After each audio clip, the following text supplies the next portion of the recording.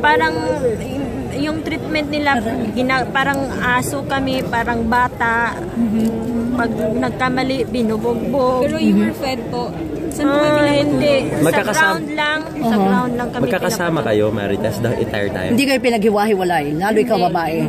Hindi kami Pero hindi po kayo pinaghiwalay. sinasaktan. Ako, sinasampal nila ako. 2 beses ako nasampal. Yung mga kasama ko, binubugbog. Ilan lahat yung bumihag sa inyo? Bakit po kayo sinasaktan? Sa tansya mo, ilan yung mga bumihag sa inyo? Marami sila, marami. Lagpas, 10, 50, ganyan, 20. 20. Sa yung bumihag sa amin dito, parang 20 yata. Pero nagkaroon ka ba ng pagkakataon na iniisip mo na rin, lalo na nung pinugutan na, nasusunod ka na? Sinabi nila sa akin na bugot na yung ulo ni Robert, ikaw na ang susunod. Sa simula nung na dinukot kayo, ilang beses kayo nagkalipat-lipat ng Sobrang dami. Ikaw ba yan? Gaano, Marites, pagkwento mo lang sa amin yung paglaya mo kanina, paano nangyari yung paglaya mo? Paano ka nakaalis? Ginising lang ako ng madaling araw. Sabi na, Marites, gising ka. Sino nagising?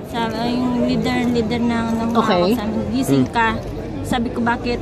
Tanggalin mo yung pusa sa paa mo kasi nakapusas kami na nakatulog. Sabi niya, ihahatid kita. So, yun lang. Tapos, Along the way, nakapiring ka ba? Alam mo yung dinaanan nyo? Pag tinatravel po kayo, gabi naglalakad kami ng mga isang Gaano katagal?